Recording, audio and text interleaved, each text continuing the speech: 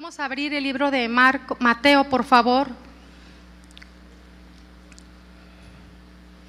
En el capítulo 21, versículo 2. Dice: cuando se acercaron a Jerusalén y vinieron a Betfagé, el monte de los olivos, Jesús envió a 2 discípulos, diciéndoles: id a la aldea que está enfrente de vosotros, y luego hallaréis una asna atada y un pollino con ella, desatadla y traédmelos. Y si alguno os dijere algo, decid: el Señor los necesita y luego los enviará. ¿A qué ciudad entraron?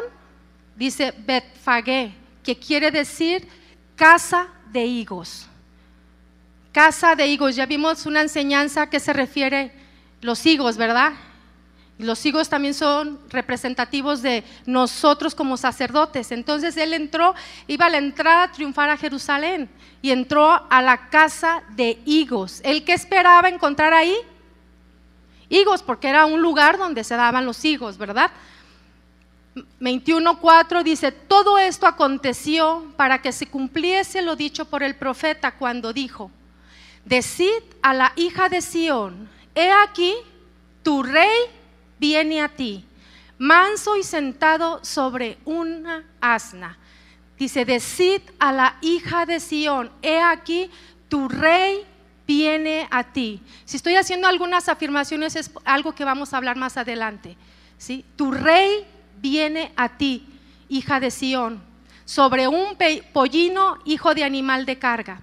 Y los discípulos fueron e hicieron como Jesús les mandó, y trajeron el asna y el pollino y pusieron sobre ellos sus mantos, y él se sentó encima. Y la multitud, que era muy numerosa, tendía sus mantos en el camino, y otros cortaban ramas de los árboles y las tendían en el camino. Y la gente que iba delante y la que iba detrás aclamaba diciendo: Hosana al Hijo de David, bendito el que viene en el nombre del Señor, hosana en las alturas. Cuando entró él en Jerusalén, toda la ciudad se conmovió. Toda la ciudad se conmovió, diciendo: ¿quién es este? Y la gente decía: este es Jesús, el profeta de Nazaret de Galilea. 21:12. Y entró Jesús en el templo de Dios y echó fuera a todos los que vendían y compraban en el templo, y volcó las mesas de los cambistas y las sillas de los que vendían palomas, y les dijo: escrito está, mi casa, casa de oración será llamada, mas vosotros la habéis hecho cueva de ladrones. Y vinieron a él en el templo ciegos y cojos, y los sanó. Y vinieron a él en el templo ciegos y cojos, y los sanó. Y vinieron a él en el templo ciegos y cojos, y los sanó. Pero los principales sacerdotes, los escribas, viendo las maravillas que hacía, y a los muchachos aclamando en el templo diciendo: hosana al Hijo de David, se indignaron. Y le dijeron: ¿oyes lo que estos dicen? Y Jesús les dijo: sí. ¿Nunca leíste? De la boca de los niños y de los que maman perfeccionaste la alabanza. Y dejándolo salió fuera de la ciudad a Betania y posó allí. Esta era la escena de miles y miles de personas que venían de lejos, que estaban junto al camino en la entrada triunfal de Jesús. Él se dirigió directamente hacia la entrada del templo. Él tenía una meta definida hacia dónde iba. No venía que lo festejaran como un rey, porque él era rey aunque no lo hubieran festejado. Él tenía un propósito y una misión que cumplir. Dice que en Marcos cada uno habla de su diferente versión de lo que ellos observaron y lo escribieron de tal manera, pero el libro de Marcos dice que entró al templo y miró alrededor observando todas las cosas, observando lo que ocurría, observando toda la corrupción sobre la casa de su padre, ¿sí? Como ya estaba anocheciendo, dice la escritura, que él se fue a Betania a descansar. Y yo me pregunto, o podría pensar, ¿realmente descansaría? Estaba a una semana casi de dar su vida. Realmente se fue a descansar. Yo creo que todo lo que estuvo observando estaba sellado en su corazón. Yo creo que no durmió del cansancio y quebrantado por lo que allí él había mirado, ¿sí? Físicamente él estaba cansado, pero físicamente también él estaba observando que lo que se había empezado no estaba terminando bien, porque esta era la segunda vez que se limpiaba el templo. Él estaba cansado de ver que la casa de Dios se estaba convirtiendo en un lugar para lo que no fue hecho. Al levantarse, dice, el lunes por la mañana volvió al templo y lo limpió de todos aquellos que profanaban su casa. Hay que notar algunas cosas acerca del templo en la última semana de la vida del Señor. Primero, ¿qué esperaba Jesús de la casa de su Padre? Venían levantando palmas, poniéndoles su manto, ¿sí? Que significa dignidad. Ahí estaban todos, ¿verdad? Cantando sana. Eran los salmos que se cantaban, los salmos del Jalel, ¿sí? Que cantaban en la Pascua, Salmos 113 al 118, eran los salmos que repetían en esas fechas, hablando del Mesías que vendría. Y llega al templo y se encuentra con una corrupción. ¿Qué era lo que él esperaba ver? Llegando triunfal, ¿qué era lo que esperaba ver? Entrando en son de paz sobre un pollino. No venía como un guerrero, venía como el príncipe de paz. ¿Por qué vemos que él se enojó? Dijo él, el celo de tu casa me consume. ¿Por qué dice la Escritura que miró todas las cosas? Es preciso que uno entienda el plano del templo para ver qué estaba ocurriendo en este acontecimiento. El templo estaba sentado en la cima del monte Sión. Por eso dice la Escritura, hija de Sión, tu rey viene a ti. Cuando estamos hablando de Sión, está hablando de su iglesia, de su casa, del lugar de su morada. ¿Qué esperaba ver él allí? Este templo consistía en dos partes: el edificio del templo propiamente dicho y los atrios del templo. El edificio del templo, de la palabra naos, era una pequeña estructura ornamentada ubicada en el centro de la propiedad del templo. Se le llamaba lugar santo o lugar santísimo, y solamente el sumo sacerdote podría entrar en él, y solo podía entrar una vez al año en el día de la expiación. Era lo que iba a ocurrir en esas fechas. Por eso era la venta, por eso era tantos animales y todo lo que la Escritura menciona. Los atrios del templo, del griego hieron, eran 4 atrios que rodeaban el edificio del templo, que según los judíos decrecían en importancia. Y es importante recordar que grandes muros separaban a los atrios entre sí. Primero estaba el atrio de los sacerdotes.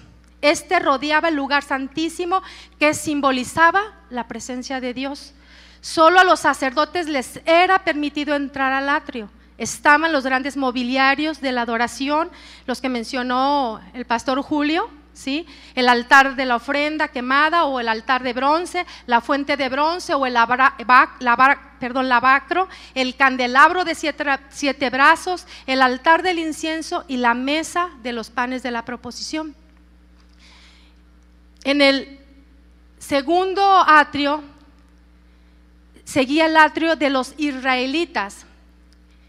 Era un inmenso atrio donde se reunían los adoradores judíos para celebrar sus servicios conjuntos en los grandes días de fiesta. También era un lugar donde los adoradores entregaban su sacrificio a los sacerdotes. El tercero era el atrio de las mujeres. Normalmente las mujeres estaban restringidas a esta zona, excepto para la adoración. Sin embargo, podían entrar al atrio de los israelitas cuando venían a sacrificar o a participar de la oración conjunta en uno de los grandes días de fiesta, como el que estábamos señalando en este momento. El atrio de los gentiles era el último atrio y cubría un vasto espacio que rodeaba a los otros atrios, y era el lugar de adoración de los gentiles convertidos al judaísmo. 3 hechos notables deben ser destacados en cuanto al atrio de los gentiles. 1, era el atrio más alejado del centro de la adoración y del lugar santísimo, que representaba la misma presencia de Dios.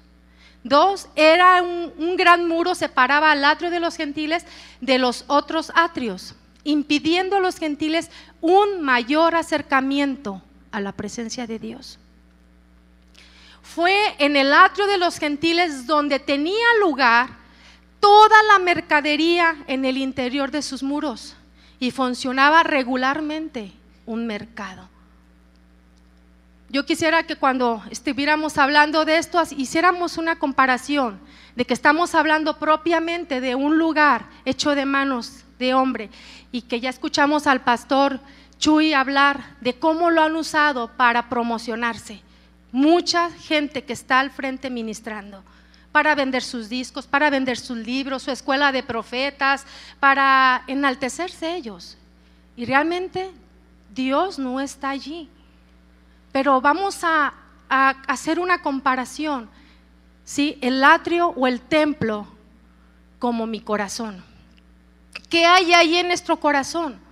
Cuando estemos hablando, cada uno de nosotros vaya analizando qué es la mercadería que se encuentra en este corazón.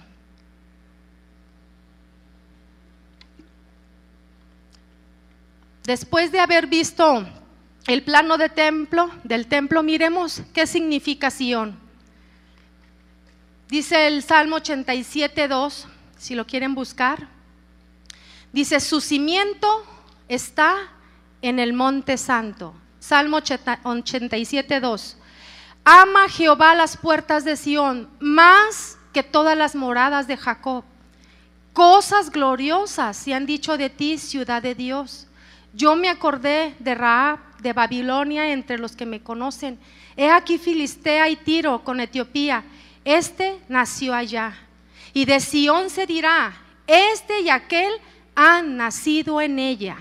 Y de Sión se dirá: este y aquel han nacido en ella, y el Altísimo mismo la establecerá. Jehová contará al escribir a los pueblos: este nació allí. Sión es la ciudad donde Dios mora. Sión es el ambiente donde Dios habita. Sión, tipológicamente hablando, podría ser el templo, ¿sí? La casa de Dios, donde se reúne su pueblo a buscarle. Sión tipifica nuestro corazón, porque Él habita ahí, el Espíritu de Dios. Los que han nacido de Dios tienen el Espíritu de Dios, y la morada de Dios habita aquí. ¿Están de acuerdo conmigo? Salmo 87:7 ahí mismo dice: y cantores y tañedores en ella dirán, todas, digan todas mis fuentes están en ti. Y cantores y tañedores dirán, todas mis fuentes están en ti. Al entonar estas canciones, yo puedo ver lo grande que es Dios y lo pequeño que realmente somos nosotros. Las cosas gloriosas que Dios ha preparado para los que le temen, y que muchas veces nosotros las hemos despreciado y decimos: es una bagatela, como dijeron en el desierto. Ay, es maná. No, sí, es una bagatela. No sirve. Con esos pensamientos muchos vienen a la casa de Dios, cuando cosas tremendas Dios ha esperado y ha preparado para aquellos que le temen y le buscan de verdad. Cantores y tañedores en ellas dirán, todas mis fuentes están en ti. La palabra Sión se encuentra 150 veces en la Biblia, y su significado esencialmente quiere decir fortaleza. En Él encontramos nuestra fortaleza. Él es nuestro escondedero, Él es nuestro escudo, Él es nuestro castillo fuerte. En Él podemos estar completamente seguros. ¿Quién no necesita un milagro de Dios? Yo necesito un milagro de Dios. Y al venir a su casa, tengo que venir pensando que Dios está allí y que se va a manifestar, porque estoy allí, porque yo le busco, porque tú estás ahí, porque tú le buscas. Déjeme decirle algo, nosotros no tenemos nada en sí, no tenemos poder para hacer nada, nosotros no sanamos. Cuando Jesús entró al templo sucedieron esas cosas, pero no había eso allí. Nosotros no podemos realizar la presencia de Dios, nosotros no podemos proporcionarla. Nosotros no podemos hacer que la presencia de Dios esté aquí. Él se manifiesta, Él está aquí porque la Escritura dice que Él es omnipresente y Él está aquí. Pero de que Él se manifiesta lo hace cuando Él quiere y como Él quiere. Depende de nuestro corazón, ¿verdad? Dice que cuando nosotros nos acercamos a Él y queremos verle, tenemos que tener condiciones, manos limpias y corazón puro. Entonces vendrá una manifestación a nuestra vida. Pero nosotros no podemos producir la presencia de Dios. Si nosotros hacemos cantos y los entonamos y entre más cantamos, no producimos la presencia de Dios. La presencia de Dios está allí. Su poder está allí, Él es Dios y sigue siendo Dios y poderoso. Se manifiesta cuando hay corazones verdaderos que llegan arrepentidos, que llegan quebrantados y que llegan humillados, porque el corazón contrito y humillado Él no lo va a despreciar. Aquel que viene, ¿sí?, y reconoce la bajeza de su corazón y la necesidad de un Dios poderoso y grande, se encuentra con Él. Vemos entonces, ya viendo un panorama de lo que sucedía en el templo y las situaciones que se veían alrededor y lo que Sión significaba para él. Él estaba observando y yo creo que él estaba viendo: me quedan pocos días y yo voy a morir por toda esa gente. Y mira lo que ellos están haciendo, por todo su pecado, corrompido, todo lo que estaba allí. Estaba lleno de tristeza porque era la segunda vez que lo hacía. Sión es usado figurativamente para Israel como el pueblo de Dios, ¿sí? Y también tiene un significado, ¿sí?, cristiano, que habla del reino espiritual de Él. Primera de Pedro 2:6 dice: he aquí, pongo en Sión la principal piedra del ángulo, escogida y preciosa, y el que creyere en Él no será avergonzado. He aquí, pongo en Sión la principal piedra del ángulo, escogida y preciosa. Fue cuando Jesús dijo que derrumbaran el templo y que en 3 días lo levantaría. Estaba hablando de esa piedra que sería el ángulo, ¿sí?, escogida y preciosa. Cuando nosotros nos venimos directamente pensando que nos vamos a encontrar con Jesús, es en vano lo que estamos haciendo. No tiene provecho lo que hacemos. Nos salimos exactamente igual, con las mismas amarguras, con las mismas envidias, con las mismas contiendas.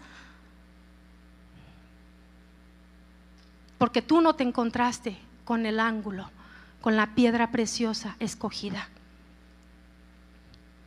Porque dice la Escritura que el que creyere en Él no sería avergonzado.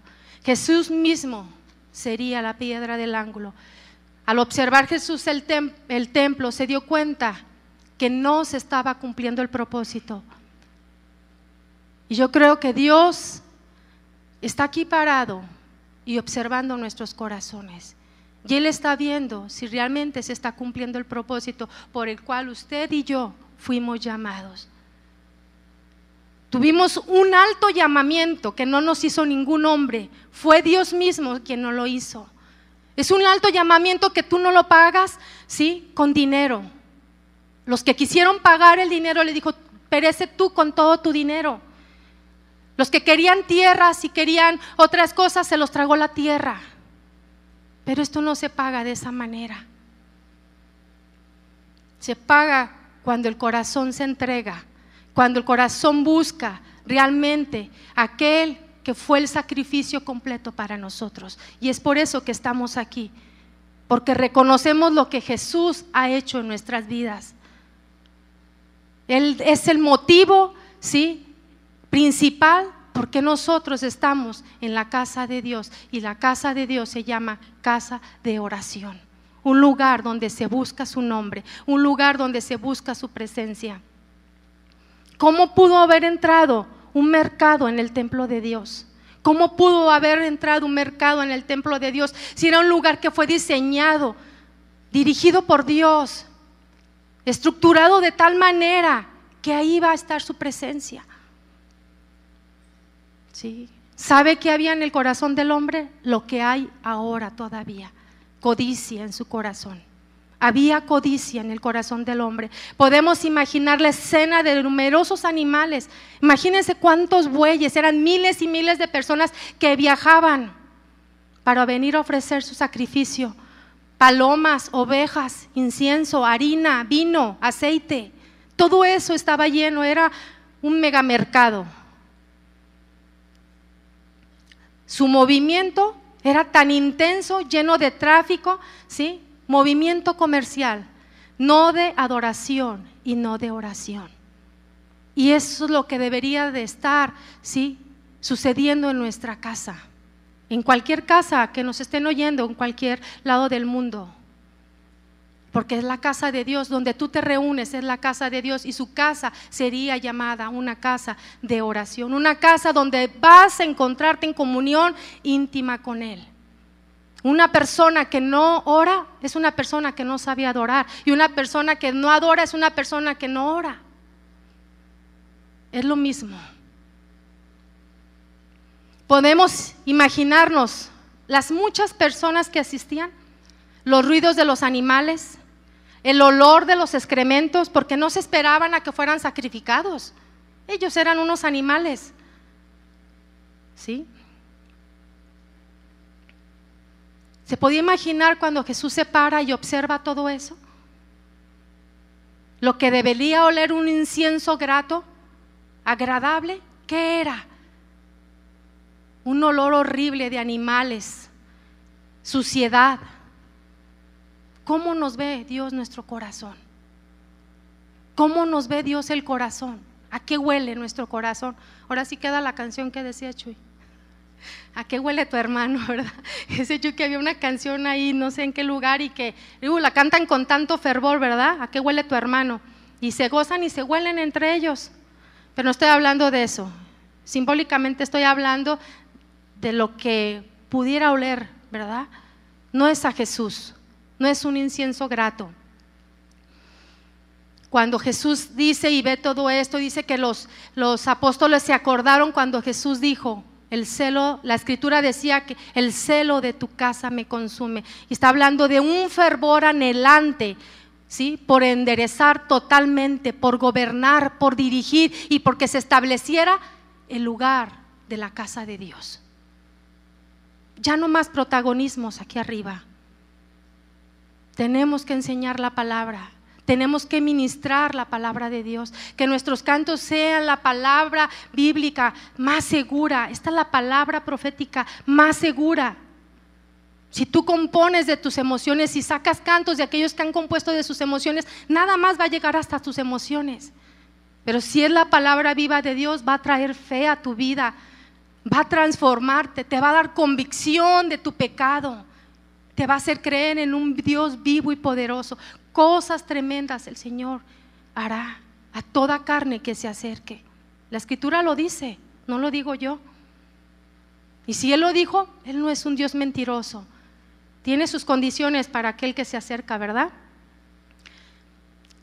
Número 1, Jesús, fíjense bien, empieza su ministerio y termina su ministerio limpiando el templo.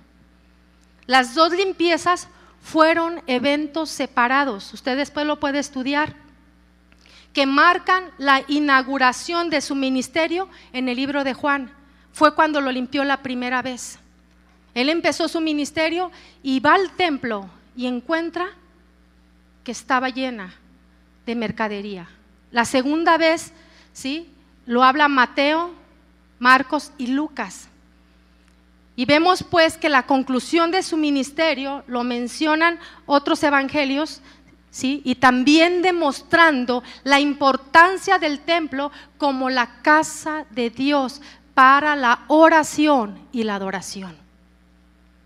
Todo esto dice la Escritura que aconteció para que se cumpliese lo dicho por el profeta, ¿sí? Hablando del lugar donde moraría su presencia, que sería en la casa de Dios. Dice: decid a la hija de Sión, he aquí tu rey viene a ti.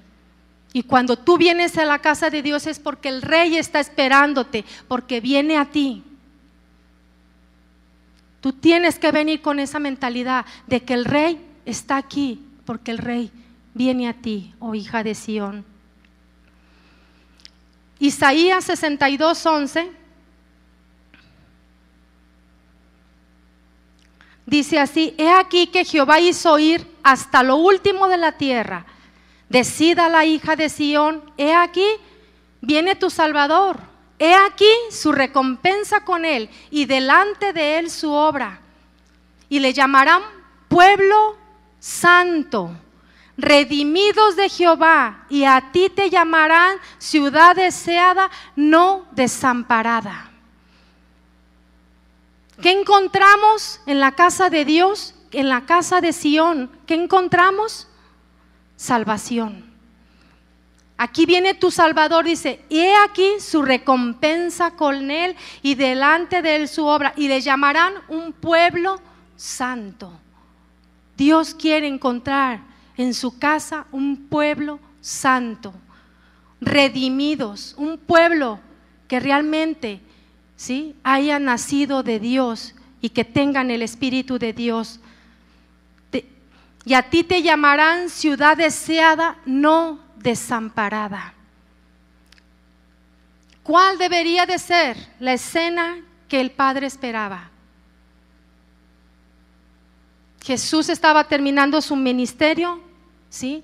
Estaba en obediencia terminando en la casa de su Padre, el lugar donde moraba su presencia.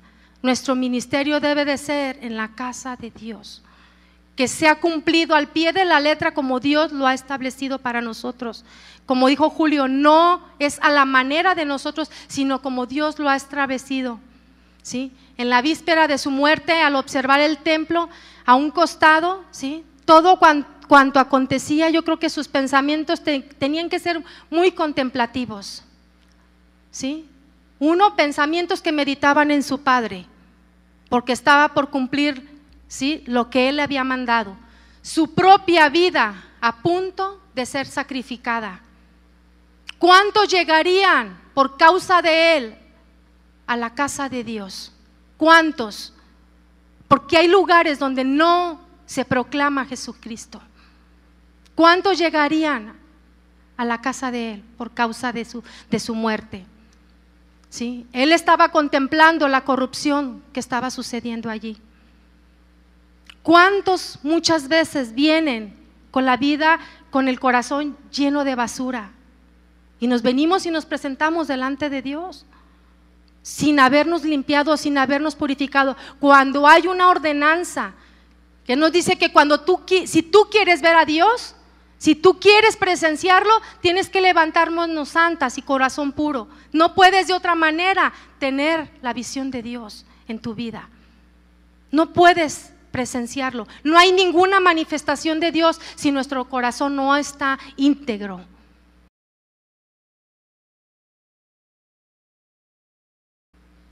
Él estaba contemplando en la adoración que ahí debería de existir, y nosotros como ministros tenemos una responsabilidad muy alta. Él estaba viendo un cuadro muy horrible, ¿verdad?, por el cual él debería de morir.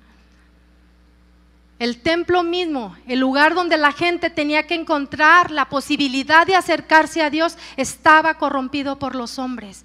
Muchos llegan, cuántos gentiles, cuántos que no conocen al Señor, llegan y no encuentran nada.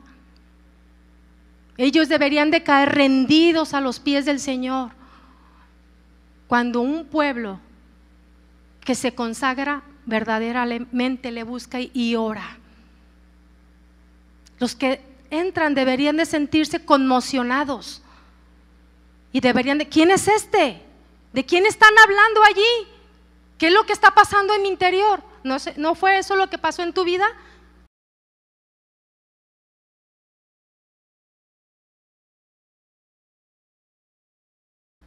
Ellos tienen que encontrar la posibilidad de acercarse a Dios.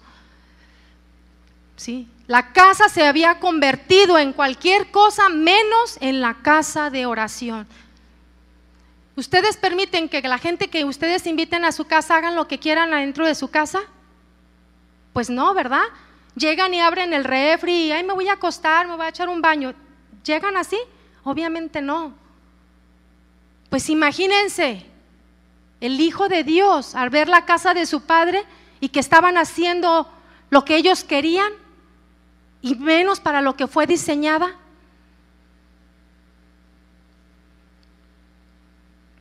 Sí, el templo se había convertido en la codicia del hombre.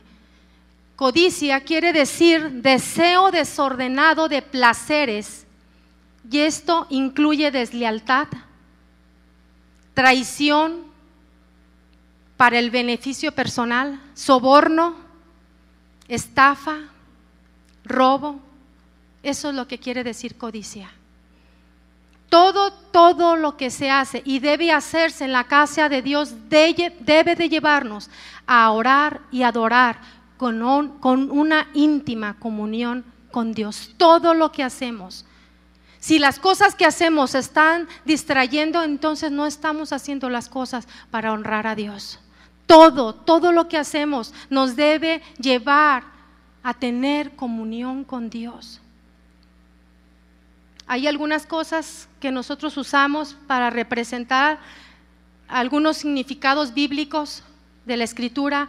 Cuando hablamos, voy a hablar poquito de los colores, no es parte de mi enseñanza, pero quiero comentarlo. Hay gente que no sabe lo que hacemos con eso.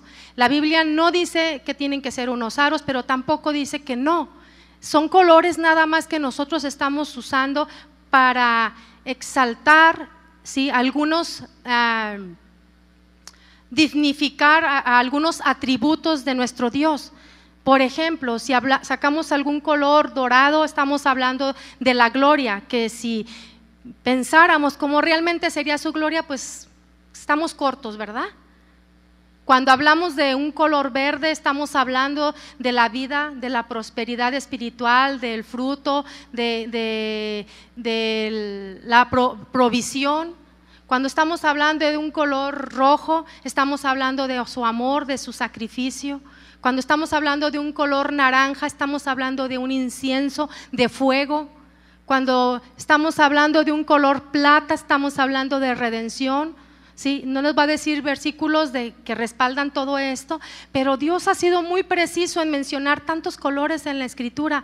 Cuando vemos una escena de la adoración celestial, ustedes se pueden dar cuenta que eran lo que hacían estos ancianos y cómo ellos se postraban y tiraban sus coronas delante de Él, pero la escena que hay atrás del trono de Dios habla de una inmensidad de colores y de algo glorioso, de algo que tiene vida, ¿sí?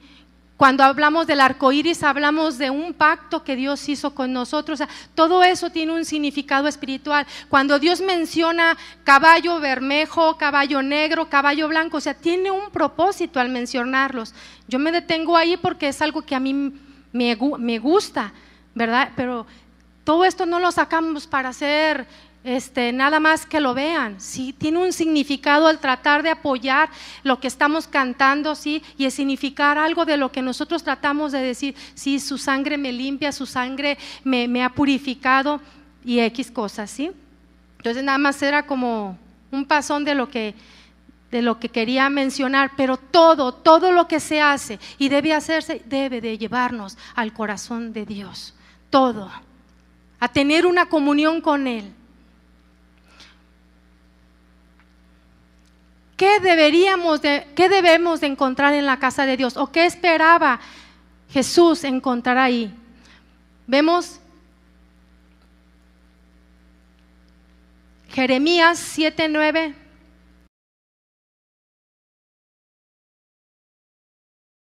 Dice así: he aquí vosotros confiáis en palabras de mentiras que no aprovechan. Estamos hablando aquí de gente que usa la casa de Dios solamente para sentir un alivio personal y nada más. Dice: he aquí vosotros confiáis en palabras de mentira que no aprovechan, hurtando, matando, adulterando, jurando en falso e incensando a Baal y andando tras dioses extraños que no conociste. Vendréis y os pondréis delante de mí en esta casa, sobre la cual es invocado mi nombre, y diréis: librados somos para seguir haciendo todas estas abominaciones. Muchos usan la casa de Dios solamente para sentir como un alivio, sí, momentáneo, y no sentirse tan mal. Pues voy y cumplo. En la casa de oración, así hay gente, así hay ministros. Voy y cumplo. Pero en su vida diaria no es una vida de adoración. En su vida diaria no es una vida de comunión ni de obediencia a su palabra. Esta, dice 7:11, Jeremías 7:11, esta es cueva de ladrones delante de vuestros ojos, esta casa sobre la cual es invocado mi nombre. He aquí que también yo lo veo, dice Jehová. O sea, si pensamos que Dios no se da cuenta, claro que se da cuenta.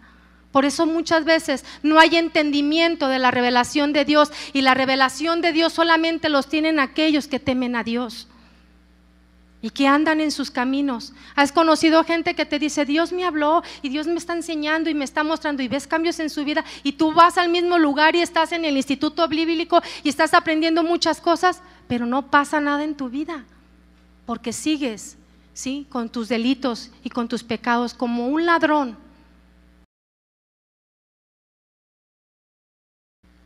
Muchas veces venimos a la casa de Dios pensando que a Dios no lo podemos engañar, que Dios no se da cuenta, ¿sí?, y que lo que estamos nosotros ofreciendo es engañoso, ¿sí? Nuestro corazón, dice la Escritura, es engañoso más que todas las cosas. Por eso, antes de venir a la casa de Dios, tenemos que escudriñar nuestro corazón, y al venir, presentarnos delante de Él con manos limpias y un corazón puro.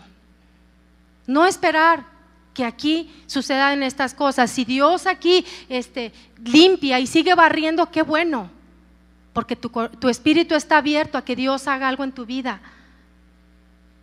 Pero muchos vienen como estos hombres, ¿verdad? Como ladrones, hurtando y viviendo en el pecado. Ay, que Dios nos limpie. Vamos a ver y analizar rápidamente el Salmo 100, versículo 4.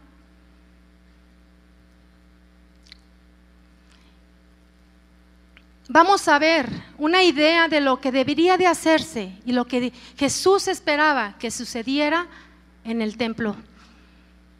La casa de Dios como casa de oración. Dice la Escritura en el Salmo 100, versículo 4: entrar por sus puertas con acción de gracias. Del hebreo Touda, que quiere decir, este nombre, se deriva de yada también, e implica la extensión de la mano, una acción que implica confesión. Cuando estamos hablando de acciones de gracias, estamos hablando también de confesar nuestros pecados. Dice aquí, implica la extensión de la mano, una acción que implica confesión, adoración o sacrificio.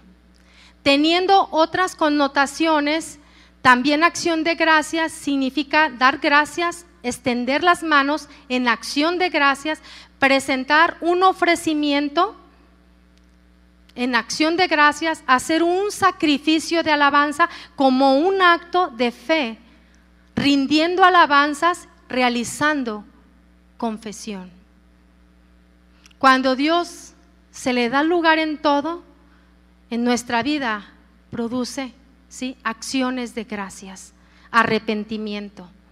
Mateo 21:10 dice, cuando Jesús entró a la ciudad, en el pollino, dice la escritura, que toda la ciudad se conmovió. Y esto quiere decir que hubo como un sismo, quiere decir que hubo un fuerte sacudida, como un terremoto emocional. Cuando nosotros verdaderamente nos encontramos en la casa de Dios, debe de haber como un terremoto que nos sacuda y nos haga rendirnos a Él, extendiendo nuestras manos y confesando nuestros pecados. Y Él esperaba que hubiera acciones de gracias y gente que realmente se estaba arrepintiendo, que realmente se estaba encontrando con Él. Mateo 21:19 dice, y toda la gente, tanto la que iba delante de Él como la que iba detrás, gritaba, sálvanos, Mesías nuestro. Estoy hablando de otra versión. Bendito tú que vienes en el nombre de Dios, por favor, sálvanos, Dios Altísimo. Cuando nosotros le damos el lugar a Dios, cuando nosotros lo reconocemos, ¿sí? Cuando nuestra casa está limpia, seguro que el Señor va a traer salvación. Cuando estas personas que se encontraron con Él, ¿sí?, estaban gritando a la entrada triunfal las mismas palabras, Hosana, Hosana, el Hijo de David. Y cuando estaban dentro del templo que el Señor limpió todo, empezaron a gritar los niños. ¿Y qué dijo el Señor? De ellos ha perfeccionado la alabanza, ¿verdad? Ellos esperaban esa salvación de un Mesías que realmente no sabían quién era. Dice el Salmo 104, dice, por sus atrios con alabanza. Alabanza del hebreo tejila se deriva claramente de halal, por lo que esta indica el canto dinámico, cantar entusiastamente, elogiar, cantar alabanzas en forma exultante, quiere decir con entusiasmo, celebrar con cánticos, entonar aleluyas. Eso es lo que quiere decir cuando entramos nosotros, ¿sí?, a sus atrios con alabanza. Isaías 56:7 dice, yo los llevaré a mi santo monte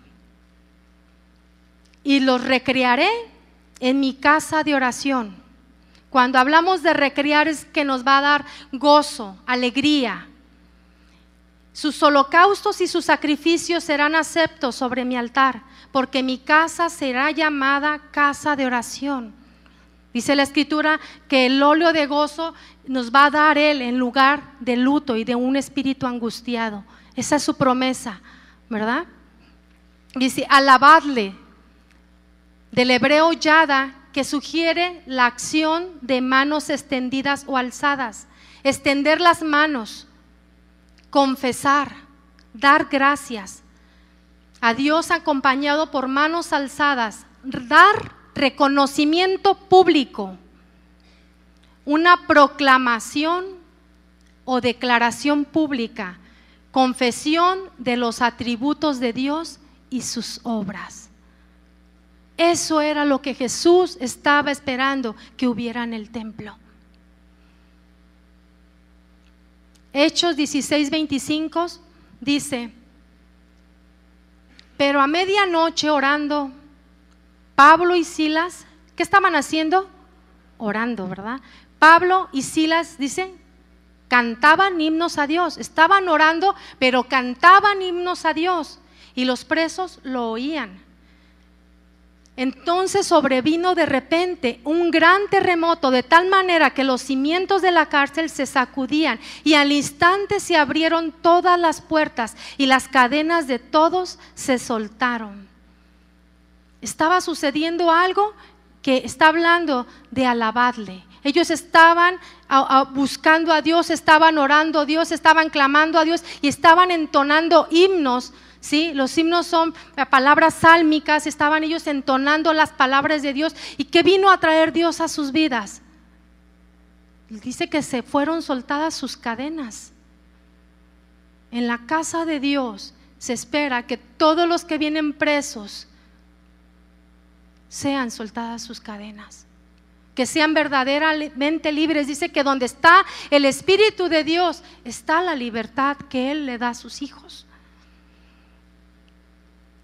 Dice, alabadle, bendecid. Viene de la palabra Barak, de una raíz que significa arrodillarse, implicando que todos los hombres se arrodillan ante Dios. Debemos de tener la libertad cuando nosotros nos encontramos con Dios, hacer lo que sintamos en nuestro espíritu, hacer en el orden de Dios. Muchas veces alguien está tocado por el Señor, él está conmovido por Él y voltea a su alrededor y todos hasta con las bolsas acá, las manos adentro, ¿verdad? Y el otro está bañado de lágrimas, queriendo arrodillarse, pero no están todos en el mismo espíritu.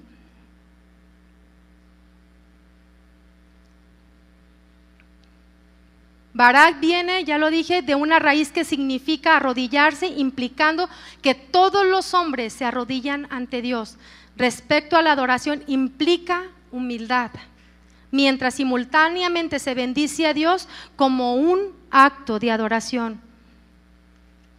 Quiere decir, Barak, arrodillarse, bendecir, saludar, recordar jubilosamente que Él es la fuente de todas nuestras bendiciones. Invocar a Dios es reconocer abiertamente que Dios es el origen del poder y la prosperidad. Isaías 62:11 dice: una vez habló Jehová, 2 veces he oído esto, que de Dios es el poder. Fíjense lo que dice esta palabra: una vez habló Jehová, 2 veces he oído esto, que de Dios es el poder. Si nosotros tenemos todos estos actos de adoración, no quiere decir que Dios se manifiesta porque tú alabaste y cantaste. Es porque de Dios es el poder y Él se manifiesta cuando Él quiere y como Él quiere.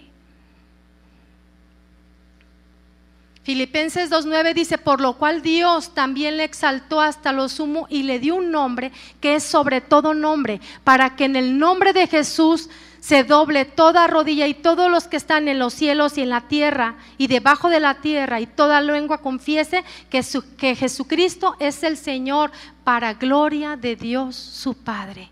Jesús esperaba ver gente verdaderamente humillada, que levantara sus manos confesando y proclamando quién verdaderamente era Él, que reconociera ¿qué dice la Escritura? Que Dios es un Dios poderoso, que es un Dios que sana, que es un Dios que hace milagros, que es un Dios que cuida de nuestras vidas. La canción que cantamos, toda mi esperanza está en Él, dice allí.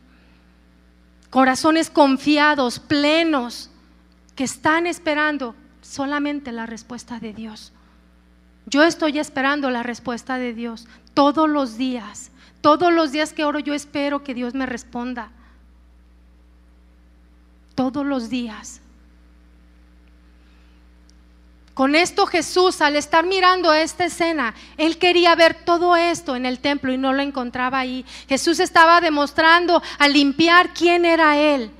¿Quién era Él? Estaba proclamando con sus actos a las generaciones venideras, que tenía el derecho de determinar cómo debía de ser usado el templo de Dios. Si usted tiene negocios, como decía Chuy, si usted es Armando, negocios de la cruz, no los venga a hacer aquí. Vaya a la casa de las personas, vaya hacia otro lado. Esta es la casa de Dios. Estamos hablando de gente que realmente tiene negocios naturalmente, ¿sí? Arréglelos allá. Mire, lo que hacían ahí en el templo y el tener las vendimias que hacían ahí era necesario los animales que tenían, lo que tenían que comprar, porque venían de lejos con otra moneda y tenían que cambiar ese dinero, pero no era lugar para hacerlo. Lo que debería de ser un lugar de adoración lo estaban convirtiendo en un negocio, en un lugar para comprar y vender, y ¿cómo estás? Si no, nos vemos, y la carne asada. O sea, estaban poniendo de acuerdo para todo, menos para encontrarse con Dios. Lo que debe de hablarse aquí es el consejo de Dios, la palabra de Dios, la administración de Dios para nuestras vidas. No estaba en contra de ello, porque ellos venían de muy lejos y tenían que cuidar el buey, la oveja, la paloma, Lo tenían que cuidar porque al ofrecerlo tenía que ser un animal que no tuviera ningún defecto. Si él tenía algún defecto, no lo podía presentar. O sea, era necesario lo que se hacía, pero no en el lugar donde se hacía, porque Jesús quería encontrar ahí adoración y una comunión con él. Y lo que estaba viendo era un venir y ir de tanta gente. Algunos tomaron literalmente, ¿verdad? Cuando Jesús dijo, cuando estaba en el templo y que su madre María lo estaba buscando, cuando Jesús lo encontraron, que según eso estaba perdido, y que él dijo, los negocios de mi padre, pero agarraron negocios, ¿verdad? Muy literalmente la palabra negocios, pero no dijeron de qué. Pero nosotros debemos estar, sí, en los negocios de nuestro Padre Celestial.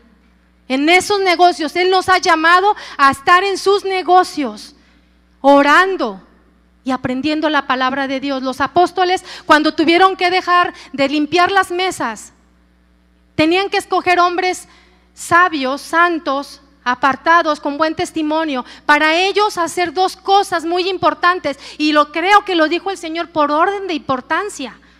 Dijo, para dedicarnos a la oración y a la palabra. Si tú no tienes comunión con Dios, ¿cómo te va a revelar estas palabras? Tú las puedes leer, pero cuando tú oras en secreto, Dios te revela en público la verdad. Dice que de Sión saldrá la ley. Escucharemos la palabra de Dios. Habrá una revelación a nuestra vida que nos va a abrir los ojos, porque fue el primer milagro de Jesús allí, ¿sí? Cuando limpió el templo, ¿qué sucedió? Vinieron a él los cojos y vinieron los ciegos y caminaron y empezaron a ver. Y empezaron a clamar y hubo sanas. Salva, Señor, salva. Pensemos un poco, cuánta reverencia, ¿sí?, debería de haber en el templo de Dios si realmente volviéramos a su propósito original. Si realmente tuviéramos un compromiso muy serio con Él, de consagrar nuestra vida a Él. Dios nos ha estado hablando a través de lo que hemos escuchado a través de los pastores. Dios nos ha estado hablando y nos está dando una advertencia muy clara. Hay tiempos difíciles y dice la Escritura que los días son muy malos, y algunos, esa maldad ha alcanzado a nuestra familia.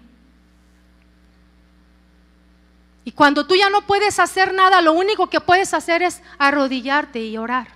No puedes hacer otra cosa, porque por más que tú hicieras, no sucede nada. Tú no tienes poder para hacer nada, ni con todo tu dinero del mundo puedes cambiar la vida de la gente. Pero cuando tú te arrodillas, Dios sí lo puede hacer. Él puede enviar la palabra donde esté la situación y donde esté el enfermo, y Él la envía y son sanados. Él sí tiene poder. Necesitamos estar en los negocios de nuestro Padre. Que prosperen los negocios de nuestro Padre.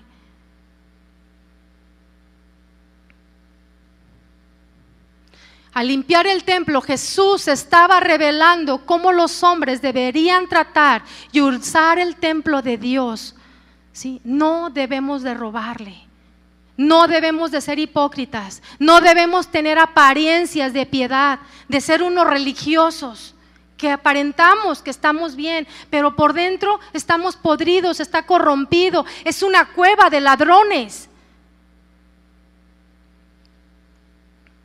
Tenemos que empezar a dignificar a aquel que nos llamó, aquel que nos tomó por soldados, aquel que nos llamó a ser parte de los negocios de su Padre.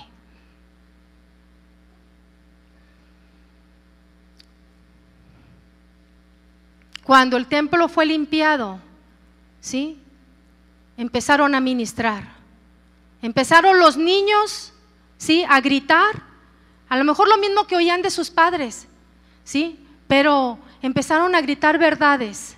Bendito el que viene en el nombre del Señor. Bendito el que viene en el nombre del Señor. Venía la salvación a ellos, ¿sí? Por eso Jesús dijo que deberíamos de ser como ellos, como los niños, porque de ellos se ha perfeccionado la alabanza. Su corazón es íntegro, sencillo, como un niño, ¿sí? ¿Qué pasó cuando limpió el templo? Sanó a los cojos y a los ciegos. Vamos a leer por último el Salmo 65:2, por favor.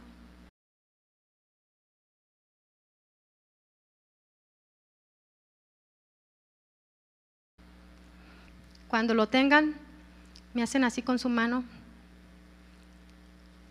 ¿Listos? Dice: tuya es la alabanza en Sión. ¿De quién es? Del Señor. Tuya es la alabanza en Sión. A ti se pagarán los votos. Tú oyes la oración. A ti vendrá toda carne. Las iniquidades prevalecen contra mí, mas nuestras rebeliones tú las perdonarás. Bienaventurado el que tú escogieres y atrajeres a ti. Somos bienaventurados, ministros de Dios, somos bienaventurados. Bienaventurado el que tú escogieres y atrajeres a ti, para que habite en tus atrios. Seremos saciados del bien de tu casa. ¿Sí? Vendrá revelación de su palabra cuando nosotros le busquemos. Vendrá revelación de su palabra y dirección a nuestra vida cuando nosotros le busquemos. Difícilmente nos vamos a equivocar. Difícilmente cuando recibimos la revelación de quien tanto amamos. Bienaventurado el que tú escogieres, atrajeres a ti para que habite en tus atrios. Seremos saciados del bien de tu casa, de tu santo templo. Con tremendas cosas nos responderás tú en justicia, oh Dios de nuestra salvación, esperanza de todos los términos de la tierra y de los más remotos confines del mar.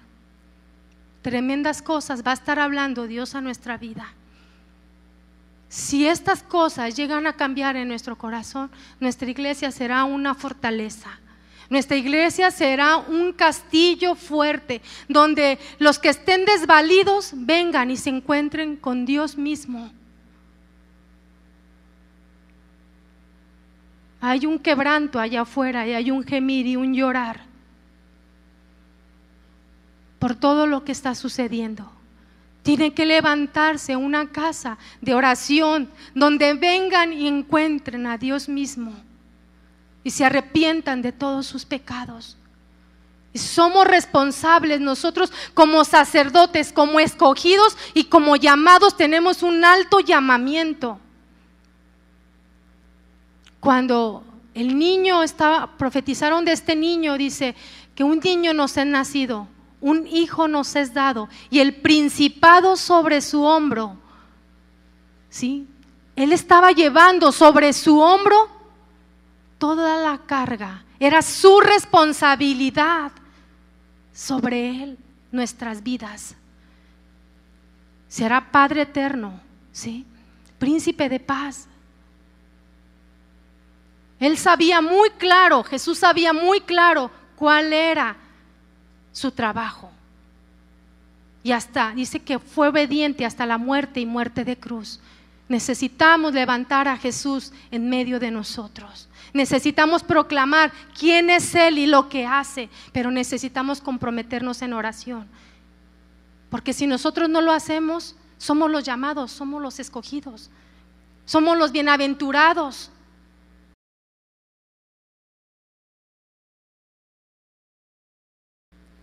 En Primera de Crónicas 23:13, vamos a leerlo. Hay algo que con esto quiero terminar.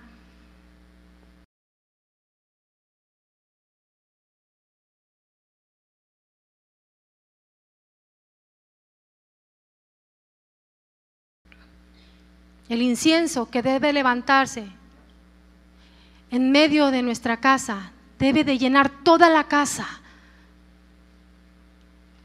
de tal manera que los que entren puedan ser tocados por el mismo poder de Dios.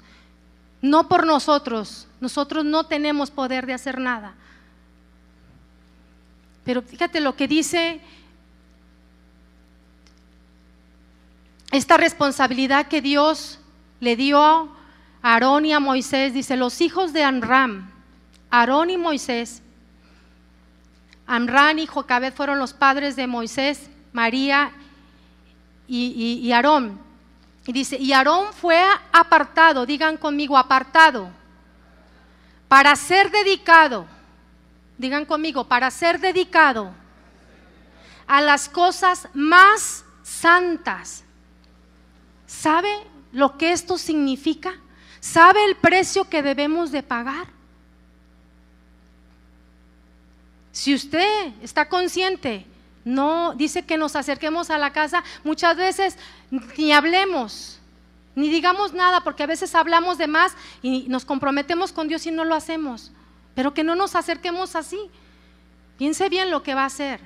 Dice aquí: Aarón fue apartado para ser dedicado a las cosas más santas, él y sus hijos para siempre. Primera cosa para cual Dios lo apartó, dice, para que quemasen incienso. Su casa sería llamada una casa de oración, una casa donde se levante olor grato, olor fragante. Era la primera cosa para el cual ellos fueron apartados y dedicados. Muchos de aquí han sido llamados por Dios, pero no se han apartado y se han dedicado al compromiso al que ustedes le dijeron: sí, Señor. No es que qué bonita me veo, mira cómo le hacen con... No, eso implica mucho más. No es tocar rutinas ni movimientos, eso implica mucho más. Dice la Escritura que fueron apartados y dedicados a las cosas más santas. No todos tenían este privilegio, solamente algunos.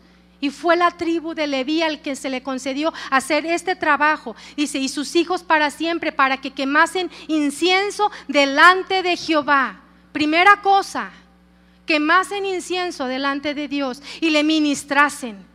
Segunda cosa, hablar de la grandeza de Dios, hablar de todos sus atributos, exaltar su nombre, bendecir su nombre. Alma mía, alaba al Señor y no te olvides de ninguno de sus beneficios. Y para que bendijesen su nombre para siempre. Si usted quiere hacer un compromiso con Dios, nos están escuchando en muchos lugares. Y para ustedes es lo mismo, porque somos un cuerpo, es una iglesia, la iglesia de Dios. Y se tienen que levantar ministros que se han dedicado y que se han apartado solamente para Él. Hay un hombre que me bendice mucho,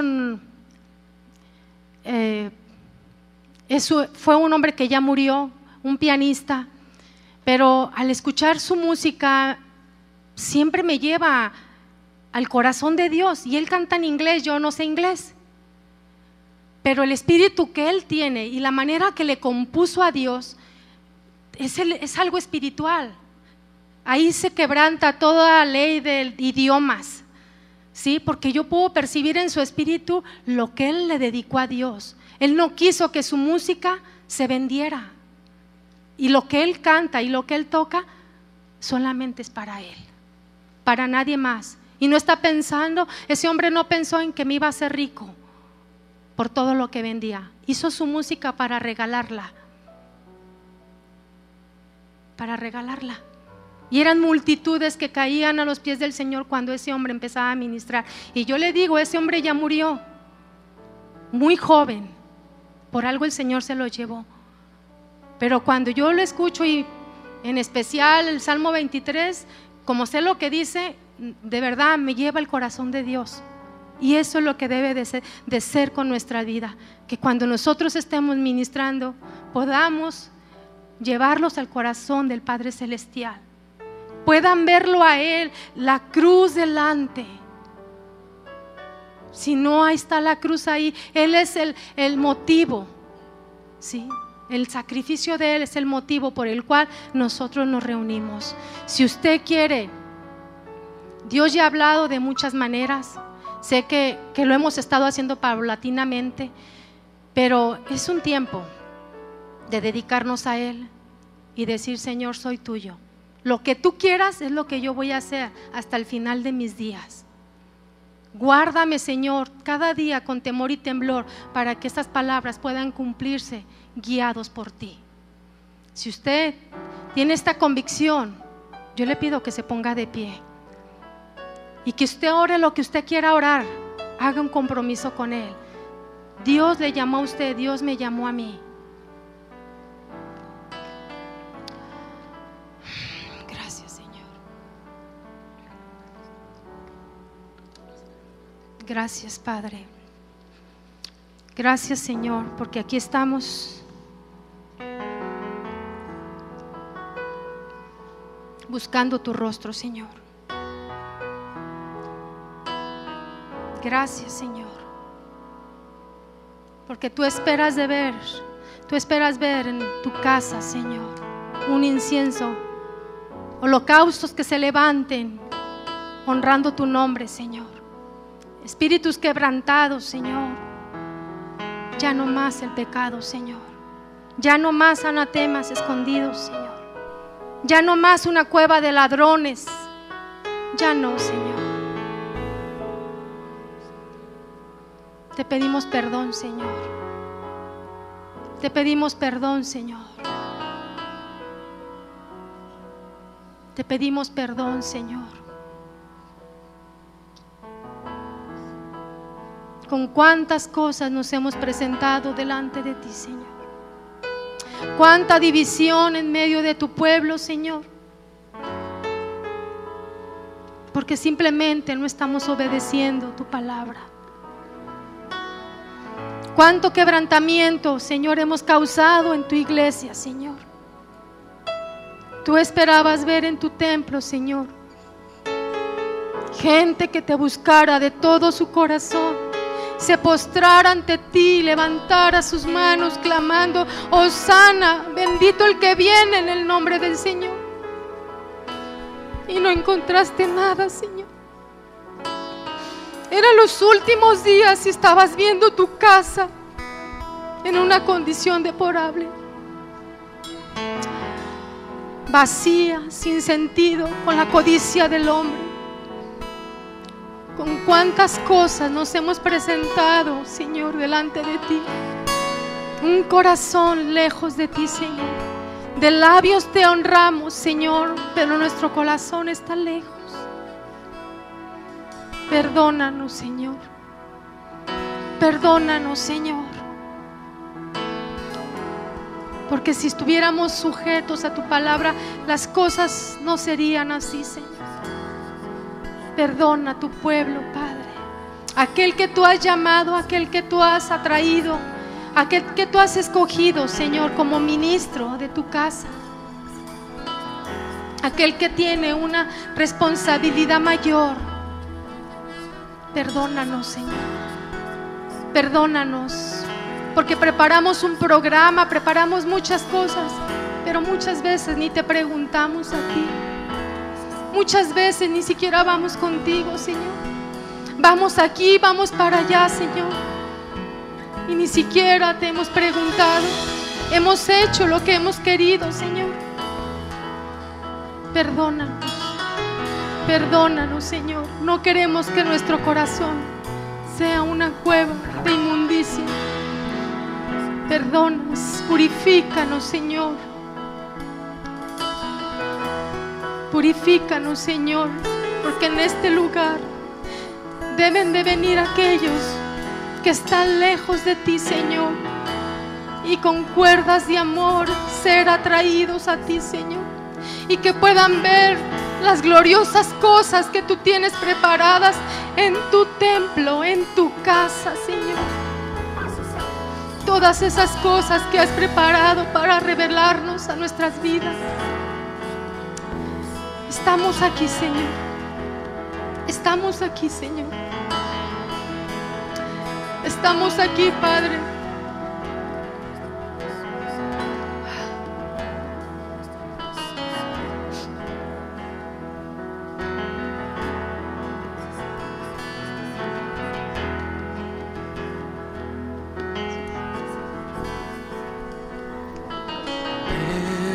acerco en oración, confesando mis pecados en tu santo lugar. Si quieres tomar el lugar y arrodillarte, Tu palabra tú puedes tener la libertad para hacerlo. está, que aquel que ora en secreto, el Padre lo verá. Me acerco en oración, confesando mis pecados en tu santo lugar. En tu palabra escrito está, que aquel que ora en secreto, el Padre lo verá. Porque todo lo que hacemos en la vida es fácil que orar.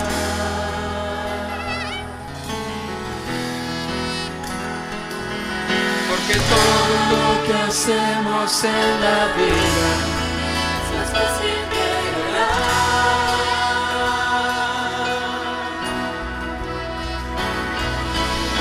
Oremos hasta ver que Dios responda su palabra. Dice que oremos sin cesar. Oremos hasta ver cielos abiertos, para ver hombres viviendo en santidad.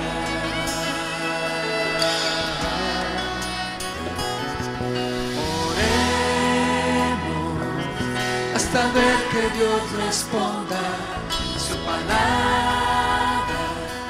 Dice que oremos sin cesar. Oremos hasta ver cielos abiertos, para ver hombres viviendo en santidad.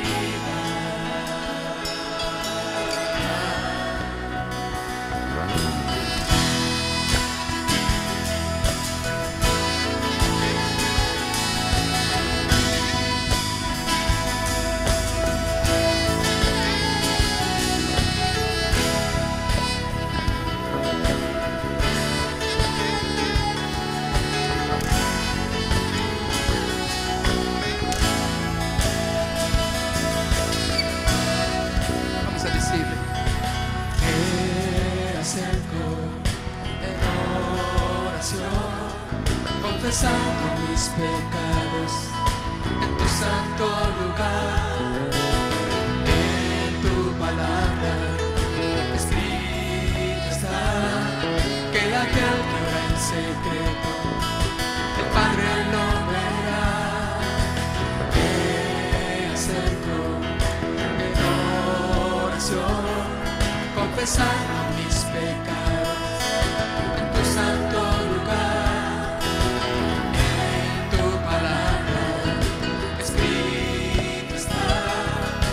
Que ora en secreto, el Padre lo verá. Porque todo lo que hacemos en la vida es más fácil que orar.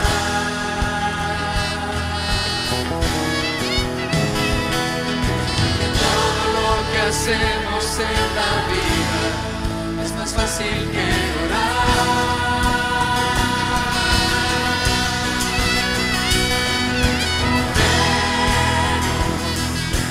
Ver que Dios responda su palabra. Dice que oremos sin cesar. Oremos hasta ver cielos abiertos, para ver hombres viviendo en santidad.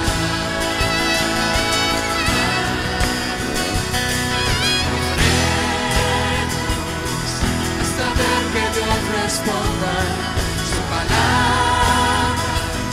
Dice que oremos sin cesar. Oremos hasta ver cielos abiertos,